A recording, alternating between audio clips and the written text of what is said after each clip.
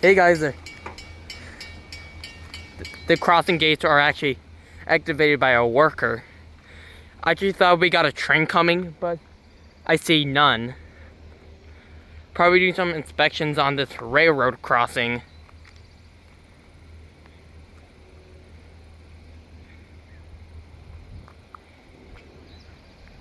Yep, there's no trains coming, but Amtrak Lakeshore Limited 48 is only a few minutes late, but I will see them, including 63. And I keep hearing about a freight train westbound. I don't know if we will get them or not, or an eastbound freight train around 12:40, but we'll find out. Probably doing inspections on this railroad crossing. Yep. That was a bit weird.